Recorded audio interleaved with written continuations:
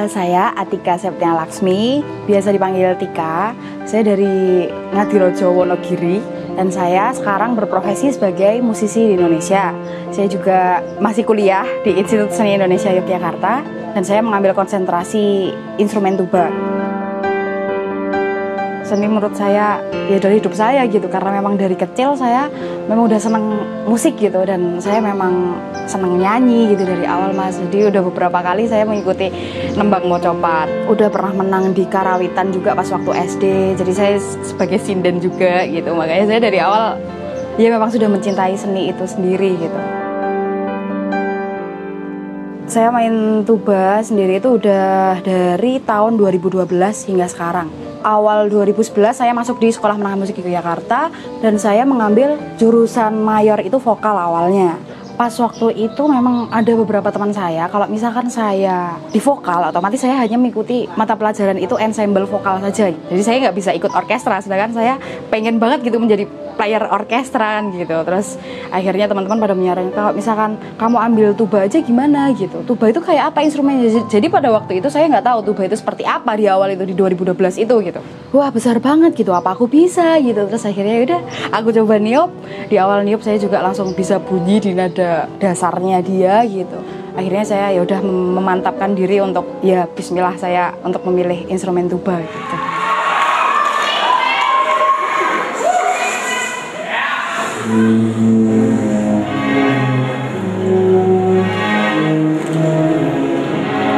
Memang ada guru saya di Sekolah Menengah Musik di tahun 2015 itu, namanya Pak Harun Wibisono. Dia adalah salah satu pemain trombon sebetulnya, tapi karena dia bisa main tuba juga, akhirnya saya belajar sama beliau gitu. Setelah saya menggeluti di bidang tuba, ternyata memang saya nyaman. Terus akhirnya saya belajar melalui YouTube gitu, karena memang kalau saya belajar hanya orang-orang di sekitar aja gitu, saya mungkin itu masih kurang gitu ya mas. Jadi saya belajar itu melalui beberapa YouTube gitu, dari solois tuba di YouTube. Kayak yang ada di Facebook tuh pemain-pemain tuba yang profesional, semuanya saya add-in semua.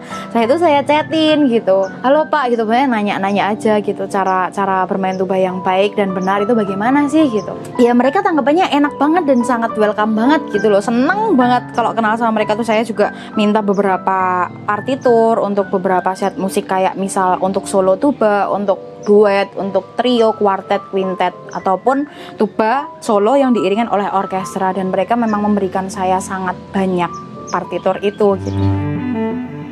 Tuba sendiri itu memang lahir di zaman era romantik, itu di abad 19, dan dia ini adalah keluarga tiup brass namanya. Jadi dia ini tiup logam. Satu gerombol di brass itu sendiri itu ada trombon, ada horn, ada French horn, terus habis itu ada trompet dan ada tuba. Ya tuba itu sendiri adalah ibu dari anak-anak yang brass ini tadi, dan woodwind dan string. Dan dia ini berperan penting di suatu orkestra yang besar, itu orkestra filharmonik, simfoni, ataupun orkestra dalam chamber kecil gitu. Dia juga masih digunakan, dan dia ini memang berperan sebagai bass. Memang digunakan di beberapa orkestra itu hanya satu aja gitu, maksimal itu 2 orang kalau dengan format dengan jumlah yang hingga 60 hingga 80 musisi gitu.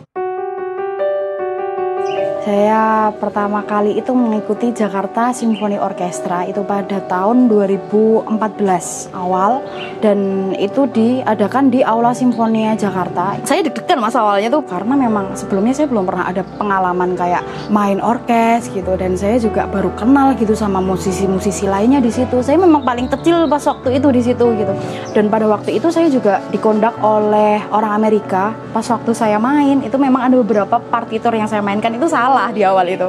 Terus akhirnya saya dimarahin tuh, tuba gitu, kamu salah mainnya gitu. Wah itu langsung deg-degan lagi kan. Terus apalagi musisi-musisi lainnya tuh pasti pada ngeliatin. Memang karena saya sebelumnya nggak ada sama sekali persiapan gitu mas, dan saya tuh nggak tahu, oh iya saya mengikuti orkes itu saya harus berperan bagaimana, saya harus melatihnya tuh seperti apa. Saya belum pernah tahu gitu, karena memang selama ini saya nggak pernah dapat omongan, nggak pernah dapat pengalaman dari teman-teman atau senior musisi gitu. Kalau kamu main orkes tuh kamu harus mempersiapkan sedemikian rupa bagaimana gitu. Saya akhirnya belajar gitu, ternyata orkes itu seperti ini gitu. Jadi saya memang mempelajari sendiri orkes itu bagaimana, saya harus bertanggung jawab di orkes sendiri itu bagaimana, harus menyikapi partitur lagu saya itu harus gimana gitu. Jadi pengalaman saya selama bermusik itu alhamdulillah sudah lumayan banyak ya. Di Jakarta Symphony Orchestra, terus sekarang memang aktifnya di Jakarta City Philharmonic.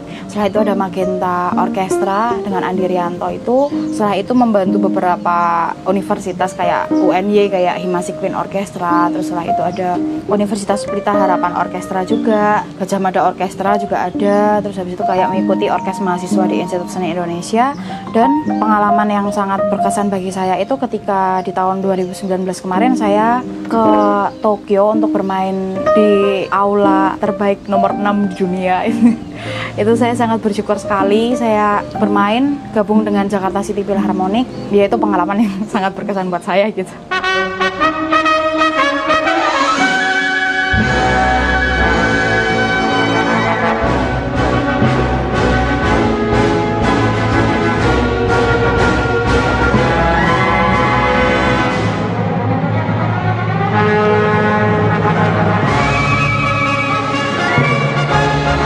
Gita Bahana Nusantara sendiri saya pernah mengikuti itu di tahun 2015, 16, 17, dan 2020. Di 2020 kan memang itu melalui virtual ya, karena memang kondisinya sekarang baru Covid juga. Dan di tahun 2015, 16, dan 17 itu saya main di depan Presiden Pak Jokowi. Ya sangat bangga gitu pas waktu main Hari Merdeka, kalau enggak pas lagu syukur, pas waktu detik-detik proklamasi itu saya pernah sampai nangis gitu, ya Allah gitu, kenapa sih ya gitu aku bisa gitu main di suatu acara besar gitu, dan itu di Indonesia gitu ya. Memang saya merasa sangat bangga sekali dengan diri saya gitu, ya Allah gitu ya. Di awal tuh memang saya nggak pernah kayak berharap ya ampun gitu apakah aku bisa ya gitu menjadi pemain orkes gitu di Indonesia. Tapi alhamdulillah ya, karena ada jalan dan saya juga selalu mengikuti proses, saya harus berlatih.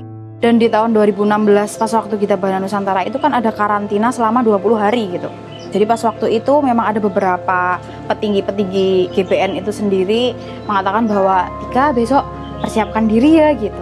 Persiapkan diri, kamu besok diliput nih sama TV gitu, sama Net TV gitu. Oh iya Pak gitu, sebagai apa gitu. Saya tunjuk kamu buat sebagai pemain tuba gitu. Terus akhirnya yang dari Net TV itu tadi ngubungin saya, kamu memainkan ini memang pertama kali ya gitu. Iya pertama kali gitu ya. Setelah itu Net TV meliput saya, akhirnya saya dinobatkan sebagai pemain tuba perempuan pertama di Indonesia gitu. Cuman dari situ memang saya malah jadi beban berat banget gitu loh, karena yang pertama kan bukan yang terbaik juga gitu, tapi saya harus mengupayakan gitu. Saya mempunyai nama di Indonesia, saya sebagai pemain tuba perempuan pertama, dan yang pasti saya juga akan mencoba selalu menjadi yang terbaik juga untuk menjadi pemain tuba yang baik gitu. Tuba ini di luar itu pemain perempuan itu banyak juga gitu Mas. Jadi nggak melulu semuanya harus laki-laki. Kalau di sini masih langka banget. Jadi paling bawah-bawah saya itu sekarang yang anak-anak baru, ada anak SMM itu yang juga ngambil tuba gitu. Karena mungkin ada yang beberapa orang tuh terinspirasi dari saya gitu. Tuba sendiri kita harus bermain kemana aja gitu, memang sangat terbatas. Apalagi instrumen ini memang masih sangat awam ya, maksudnya orang-orang lain tuh juga pasti nggak tahu gitu. Taunya cuma apa, ini trompet besar ya gitu, jadi dia nggak tahu kalau ini namanya instrumen tuba, bukan trompet besar gitu.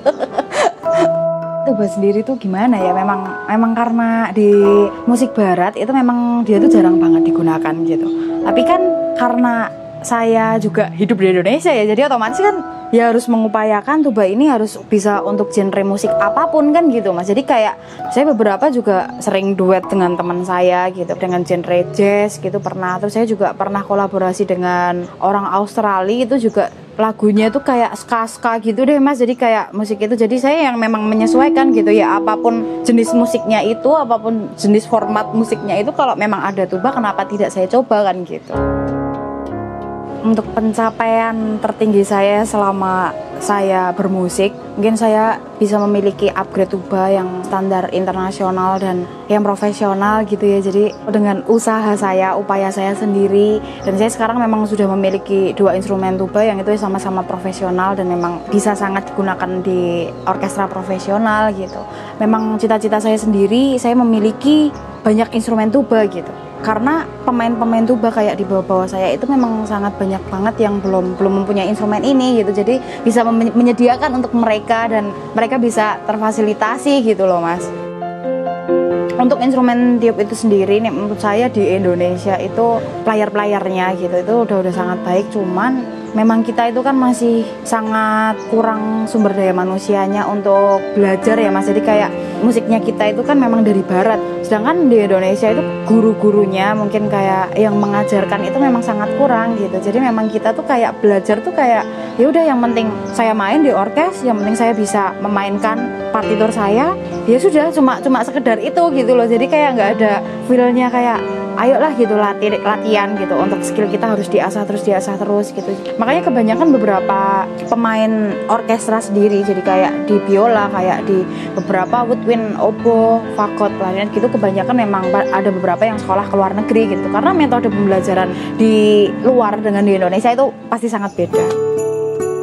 Saya mempunyai cita-cita yang sangat tinggi, insya Allah nantinya jika Allah juga menghendaki, mungkin saya ingin menjadi pengajar, nggak tahu itu dosen atau saya menjadi guru tuba gitu. Dan saya ingin sekali memperbaiki sistem pembelajaran. Kita harus mengikuti silabus yang baik dan benar misal gitu. Jadi bisa mempopulerkan musik tuba juga gitu, dengan cara saya bermain, dengan saya cara mengajarnya ke mereka untuk mendidik anak-anak yang mungkin nanti ada regenerasi tuba untuk berikutnya gitu. Karena menurut saya memang sebagai musisi ya, apalagi di Indonesia itu belum bisa dikatakan menjadi profesi gitu Mas. Karena memang musisi kalau misalkan ada job nih, ada pekerjaan gitu, pasti kan dihubunginya, Tika bisa nggak nih tanggal segini main gitu. Tapi dia nggak ada sistem kontraknya gitu. Kecuali kalau memang ada sistem kontrak dan per bulan kita memang dihargai dan memang ada biaya khusus gitu, nggak masalah gitu. Cuman kan kalau sekarang kayak ya bosnya ada uang, mungkin ya berarti kita suruh main kan gitu. Ya pokoknya tuba itu bakalan selamanya sih, sampai tua saya akan mencintai alat musik saya gitu.